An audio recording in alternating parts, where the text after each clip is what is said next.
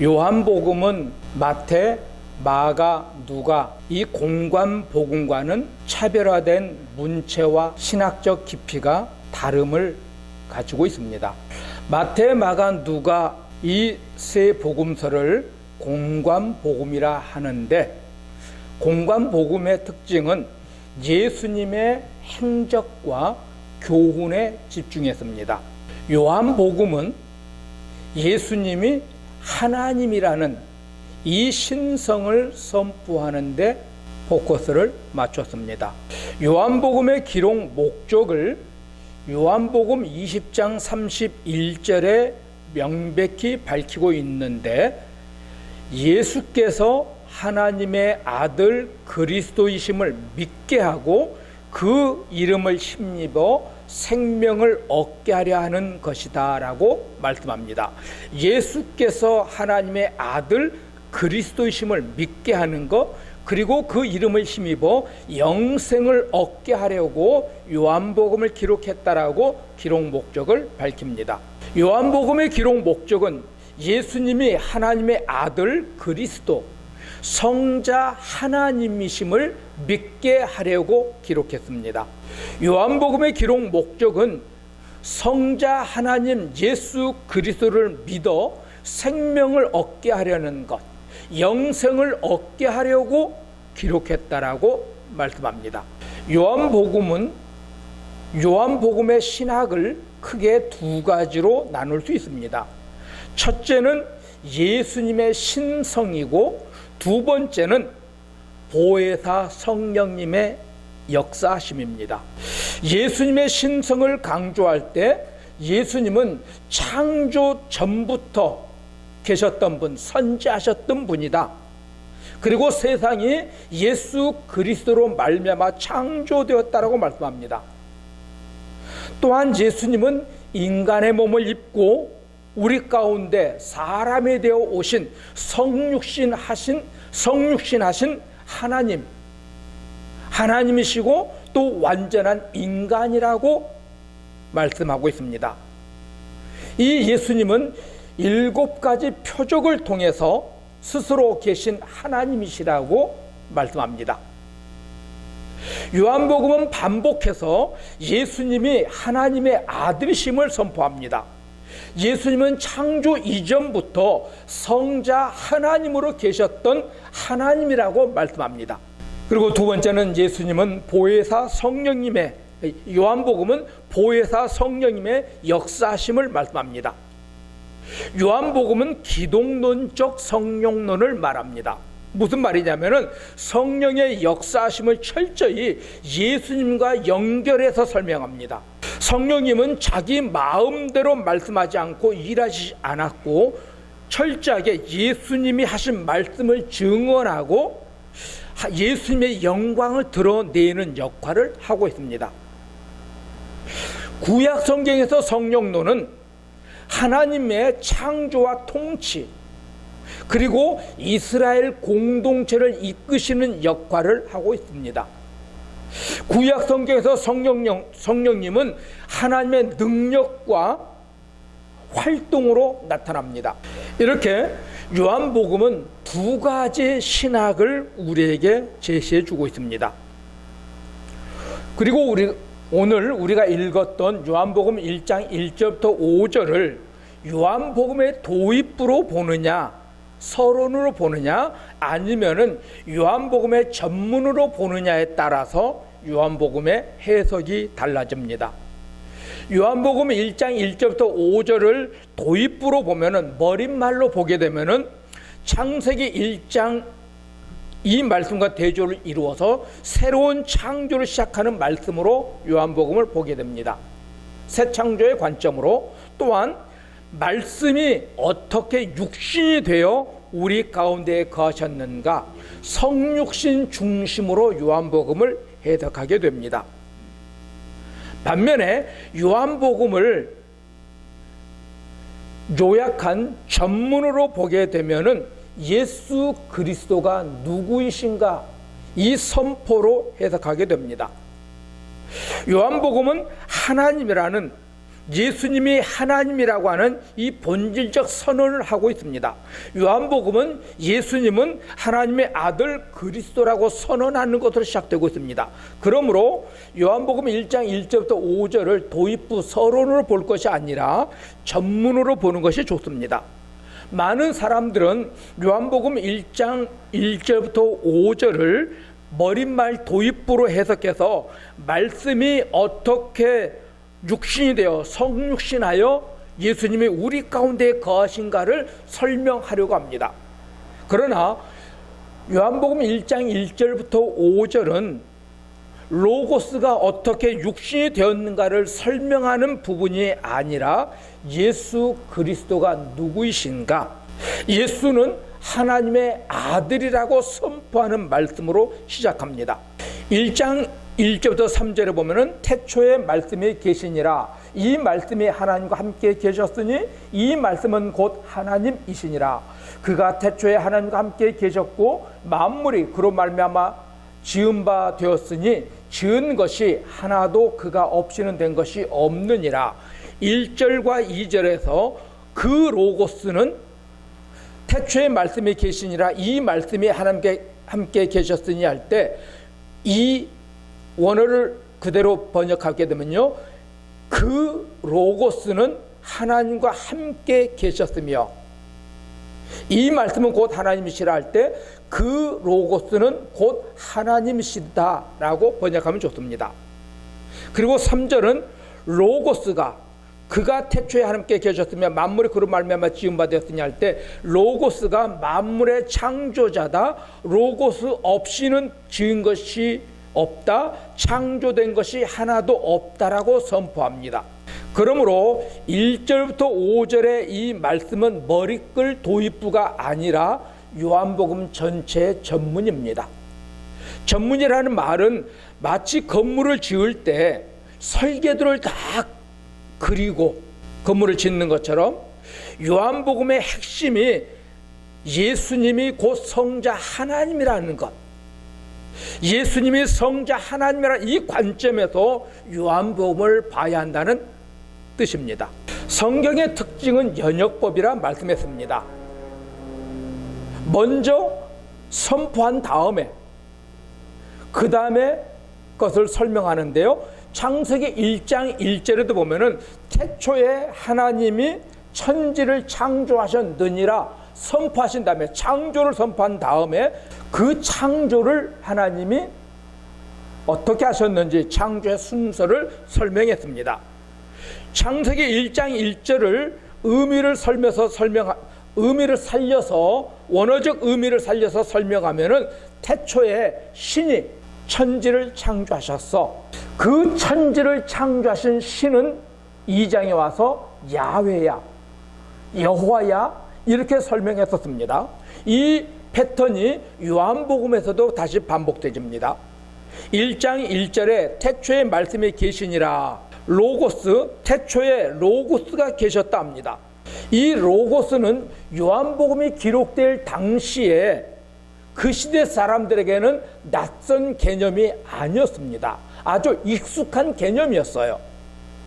헬라 사람들은 이 만물을 로고스가 지배하고 있다고 믿었습니다. 당시 헬라인들은 로고스 하면 만물을 지배하고 운행하시는 신으로 이해하고 있었습니다. 요한복음이 기록될 당시에 이 헬라인과 플라톤 철학의 영향을 받은 사람들은 로고스는 우주 만물이 창조되기 이전에, 시간이 시작되기 이전에 모든 만물을 조성한 자, 창조자로 믿고 있었습니다. 유대인들도 로고스를 창조하신 하나님의 말씀으로 이해했습니다. 유대인들의 생각 속에 로고스 하면은 우주 만물을 창조하신 하나님의 말씀으로 이해하고 있었습니다. 유대인들은 로고스를 하나님의 뜻을 독립적으로 수행하는 존재로 이해하고 있었습니다. 그래서 요한복음은 유대인들이나 헬라인들이 익히 알고 있던 그 단어를 사용해서 예수님이 어떤 분인가를 설명합니다. 창세기 1장에서 신이라는 개념, 엘로힘이라는 이 개념을 가지고 와서 엘로힘이 우주 만물을 창조했는데 2장에 와서 그 엘로힘은 야훼야 이렇게 설명했던 것처럼요. 구약에서 엘로힘은 여호와 하나님에게만 적용된 단어가 아니라 우상에게도 쓸 때 엘로힘이라는 단어를 썼습니다. 이렇게 요한복음에서 로고스라는 단어를 사용했던 것은 그 시대에 익히 알고 있었던 그 개념을 차용해서 예수님이 어떤 분인가를 설명하고 있는 겁니다. 요한복음은 모든 우주 만물이 세상이 있게 만든 로고스는 바로 예수님이라고 설명합니다. 당시대 사람들은 우주 만물 세상이 있게 만든 것은 로고스야 이렇게 말했는데 그 로고스가 바로 예수 그리스도라고 다시 설명해 주고 있는 것이 요한복음입니다. 요한복음은 하나님의 뜻을 수행하며 만물을 창조하신 로고스는 예수야 이렇게 말씀하고 있는 겁니다. 로고스는 에베소 출신의 철학자 헤라클리투스라는 사람이 가장 먼저 썼던 언어입니다. 이 헤라클리투스는 로고스를 만물 속에 존재하는 자, 신이라고 설명했습니다. 그래서 이것에 영향을 받은 플라톤은 로고스를 세계를 움직이는 신적 능력이라고 이해했습니다. 또 헬라인들은 우주를 창조하고 유지하는 신의 창조 능력이라고 믿고 있었습니다.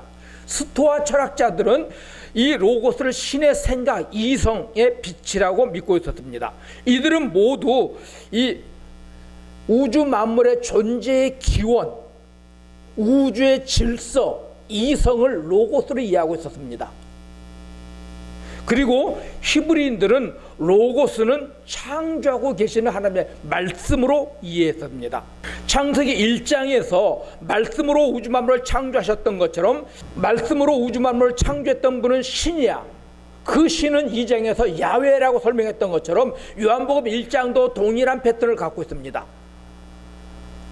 그들이 가지고 있던 그 로고스의 개념, 우주 만물을 창조하고 우주 만물을 통치하고 지배하고 다스리고 있는 것이 로고스라고 믿고 있었는데 그 로고스의 정체가 바로 예수 그리스도라고 설명해 주고 있는 겁니다. 요한복음에서 말씀하는 로고스는 예수 그리스도, 당시 시대 사람들이 알고 있었던 그 막연한 개념을, 그분의 실체를 밝혀주고 있는 것이 예수 그리스도라고 밝혀주고 있습니다.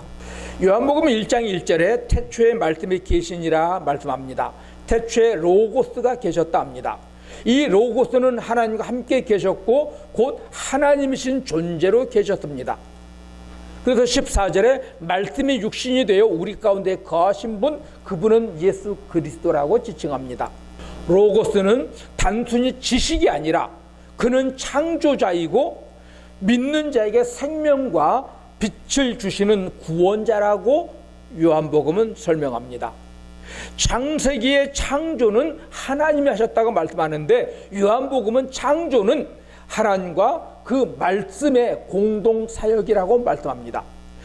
창세기는 하나님이 창조하셨던 창조 행위를 강조하고 있고요. 요한복음은 성자 하나님의 존재에 대해서 강조합니다. 같은 창조를 말하는데 창세기는 창조 행위, 요한복음은 성자 하나님이라고 하는 이 존재를 드러내기 위해서 창조를 말씀한 겁니다.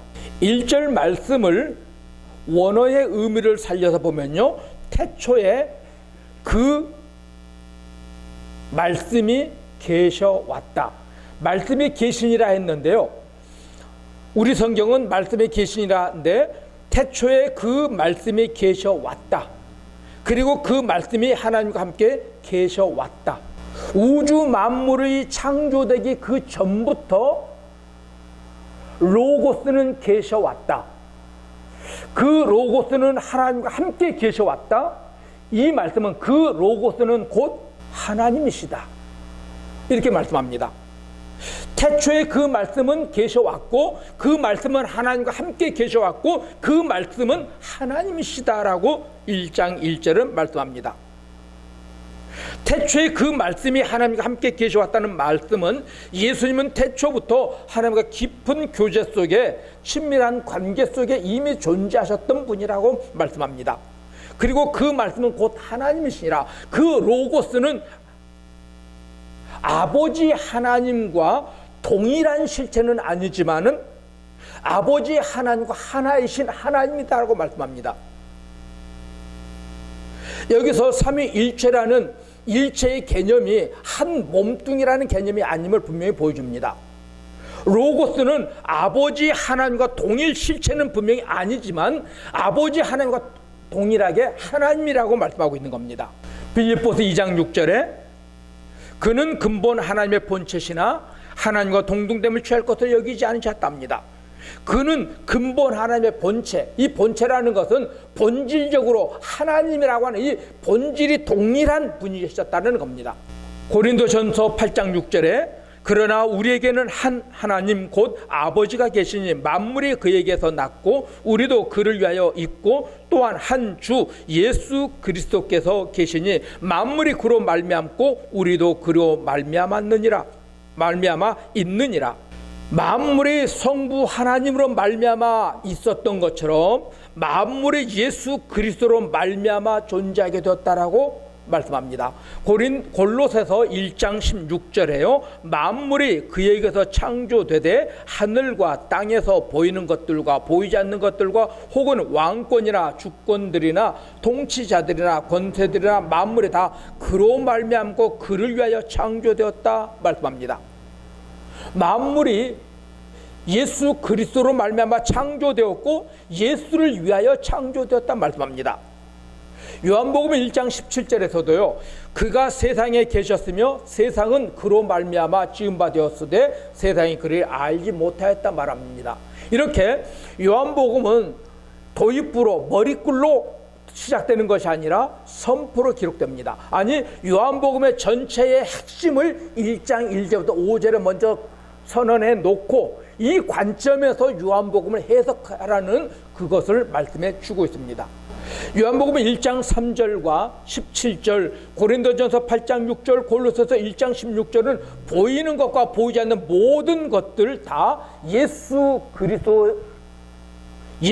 그리스도를 통해서 창조되었다 말씀합니다. 또한 예수 그리스도를 위하여 창조되었다 말씀합니다.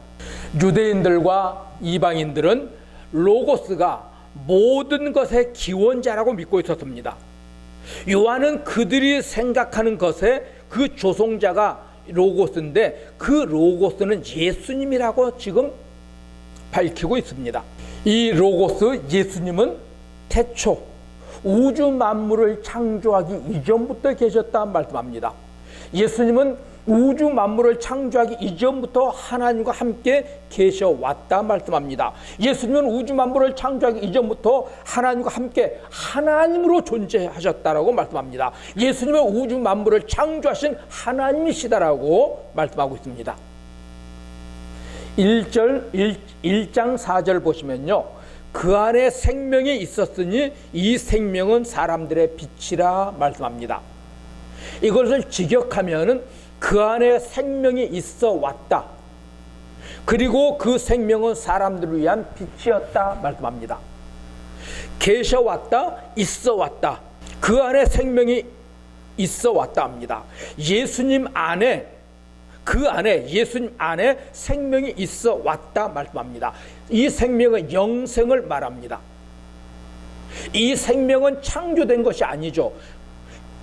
그 안에 생명이 있어 왔다. 이 말씀은 이 생명이 하나님으로 말미암아 창조된 생명, 예수님이 하나님으로 의하여 창조된 존재가 아니라는 것을 암시하는 겁니다. 이 생명은 있어 왔다는 겁니다. 그 안에 예수 안에 존재해 왔던 생명이었다 말합니다. 그러므로 예수님은 생명의 원천이 되시는 겁니다. 요한복음 1장 2절에 이 생명이 나타나신 바 된지라 이 영원한 생명을 우리가 보았고 증언하여 너희에게 전하노니 이는 아버지와 함께 계시다가 우리에게 나타나신 바 된 이시니라. 이 생명은 영원한 생명을 가지고 있었는데 이 영원한 생명이신 예수님은 아버지와 함께 계시다가 우리에게 나타나신 바 되었다 말씀합니다. 그러므로 예수님의 소유한 이 생명은 창조된 생명이 아닙니다. 이 로고스는 하나님에 의해 창조된 존재가 아니었고 하나님과 함께 있어 왔던 존재였다라고 말씀합니다. 하나님과 함께 계셨다가 인간의 몸을 입고 성육신하여 이 땅에 오셨다라고 말씀합니다. 태초부터 로고스 예수님은 계셔 왔습니다. 태초부터 예수님은 스스로의 영원한 생명을 가지고 존재해 오셨다라고 말씀합니다.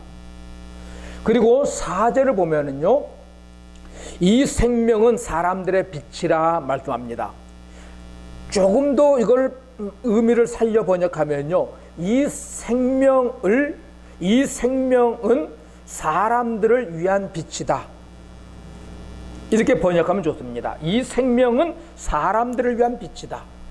예수님 안에 있는 생명 영생이 죄와 허물로 어두워진 인간들에게 하나님을 아는 지식과 삶의 방향을 비추어 주었다는 의미입니다. 사람들을 위한 빛, 사람들에게 비치는 빛은 무엇일까요? 여기서 요한복음에 보면은 빛이라는 단어가 참 많이 강조될 겁니다. 이 빛은 무엇일까요? 이 빛은 하나님의 계시와 교훈의 말씀입니다. 사람들은 죄와 허물로 죽었기 때문에 인간들은 자신을 스스로 구원할 수 없었습니다. 그런데 생명의 빛이 죄인들을 찾아오셔서 생명으로 인도하는 빛을 비춰 주셔서 구원하셨습니다. 그러므로 이 빛은 두 가지로 해석해야 합니다. 첫째는 예수 그리스도, 예수님이 빛이시고 또한 예수님의 교훈들, 가르치신 말씀들이 빛이 됩니다. 4절은 생명은 사람들의 빛이라 할 때 이 영생의 근원 본질을 가리킨 것인데요, 이 빛은 예수님이 우리에게 자신을 나타내셨습니다. 그러므로 이 빛은 예수님 자신입니다. 그리고 이 생명의 빛은 예수님 자신이 되기도 하고 예수님이 가르치신 교훈과 이적들을 말하기도 합니다. 예수님은 생명 영생의 근원이신데 예수님은 우리에게 계시와 교훈, 표적을 통해서 빛으로 찾아오셨습니다. 창조 이후에 하나님은 창조 이후부터 하나님은 계속 빛을 비추셨습니다. 계시의 말씀을 비추셨습니다. 초자연적인 이적과 표적을 베풀어 주셨습니다. 구약 이스라엘 백성들에게 선지자를 통해서 한순간도 멈추지 않고 계시의 빛을 비춰 주셨습니다. 그러므로 우리가 빛이라 할 때 예수 그리스도, 우리 주님을 빛으로 해석해 한 것이 첫 번째 해석이고, 두 번째는 그의 교훈과 가르침과 표적과 이적을 통해서 하나님을 우리에게 보여주셨고 하나님의 어떤 분인가를 나타내 주셨기에 그의 교훈과 행하심이 빛이 되고 있습니다. 요한복음을 포함해서 많은 선지자들은 참 빛이 아니었죠. 제가 이게 참이라는 단어를 썼습니다. 세례 요한을 비롯해서 수많은 선지자들이 이 땅에 왔지만 그들은 빛을 전하는 전달자였지 빛 자체가 아니었습니다. 그들은 메시아가 아니었습니다. 참 빛이 아닌 것은 또 그들의 선포는 부분적 계시였죠. 그러나 예수님 자신이 참 빛이었고 부분적으로 계시되었던 것의 실체, 완성된 계시로 예수님이 오셨습니다. 1장 9절을 보시면요, 참빛 곧 세상에 와서 각 사람에게 비추는 빛이 있었나니. 여기서 이 참된 빛, 진리의 말씀을 모든 사람에게 선포하시려고 예수님이 오셨습니다. 그래서 여기서 참빛은 예수로 나타납니다. 사람들이 하나님과 예수님을 바라볼 수 있도록 지속적으로 계시의 말씀을 주셨습니다. 예수님이 신이 사람이 되어 성육신하여 오신 빛이라 말합니다. 1장 9절과 8장 12절은 예수님은 자신을 빛이라고 친히 말씀하셨습니다. 그리고 비추는 분이라는 말은 예수님께서 이 땅에 오셔서 교훈하셨던 말씀, 행하셨던 기적, 성품들을 통해서 하나님의 누구신가를 드러내기에 빛이라 말씀합니다. 우리는 예수님이 하신 일들을 통해서 하나님의 정의와 사랑을 보게 됩니다. 성육신하여 빛으로 오신 것과 인간의 몸을 입고 오신 예수님의 교훈, 계시, 성품을 통해서 하나님을 드러내고 있기에 예수님이 오심과 예수님의 교훈을 이걸 다 합쳐서 인격적 계시라고 말합니다. 예수님이 빛으로 성육신하신 것과 예수님의 교훈과 표적과 교훈을 통해서 하나님을 드러내기 때문에 이 둘을 합쳐서 인격적 계시라고 말합니다. 요한은 요한복음을 시작하면서 예수님이 누구이신가를 먼저 선포합니다. 예수님은 창조 전부터 하나님과 계셔왔던 하나님이십니다. 예수님은 우주 만물을 창조하신 창조자이십니다. 예수님은 자기 안에 있는 그 생명을 우리에게 주시기 위해서 성육신하신 성자 하나님이십니다. 창조 전부터 하나님과 함께 계셨던 그 하나님이 자기 안에 있는 그 영생을 우리에게 주시고자 이 땅에 사람의 몸을 입고 찾아오신 그 주님이심을 믿으시길 바랍니다. 우리는 어떤 예수를 믿습니까? 예수님은 가르치신 교훈과 표적을 통해서 자신이 하나님 되심을 선포하셨습니다. 예수님 안에만 있는 이 영생, 이 생명이 우리에게 있게 하시려고 오신 하나님이십니다. 요한일서 5장 11절 13절은 말씀합니다. 생명이 예수님 안에 있기 때문에 예수님을 영접하지 않는 자에게는 영생이 없다 말합니다. 우리가 예수님을 영접한다는 것은 예수님의 생명을 우리가 얻게 되는 겁니다. 그래서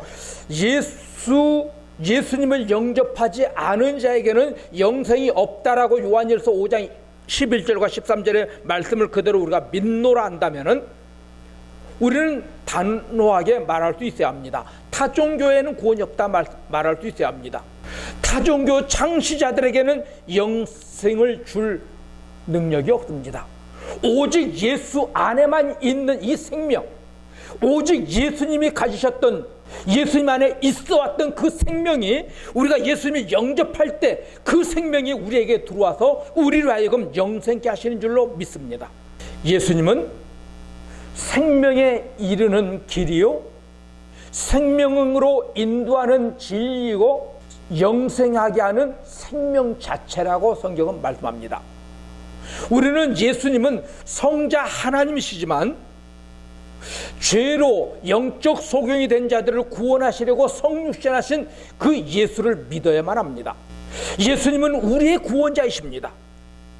삶의 곤감에 울고 있는 자를 위로하러 오셨던 우리의 소망이 되신 하나님이십니다. 죄로 인하여 사탄에게 잡힌 자에게 참된 자유와 기쁨을 주시는 전능하신 하나님이십니다.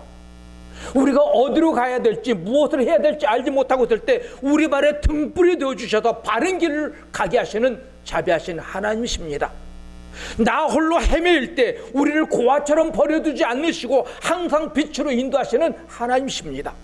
구원자이십니다. 이렇게 좋으신 성자 하나님이 우리에게 생명을 주시려고 이 땅에 오셨습니다. 그러므로 우리는 예수를 누구라 고백해야 합니까? 요한복음 1장 1절부터 3절에 말씀하고 있는 그 신앙의 고백을 저와 여러분이 함께 이룰 수 있기를 원합니다. 예수는 태초부터 말씀으로 하나님과 함께 계셔왔던 하나님, 이 로고스 하나님은 영원 전부터 하나님과 함께 계셔왔던 하나님, 그분은 곧 하나님이야, 성자 하나님이야, 예수는 나의 하나님이야 라는 이런 거룩한 신앙 고백이 저와 여러분 속에 나타나기를 주 이름으로 축복합니다.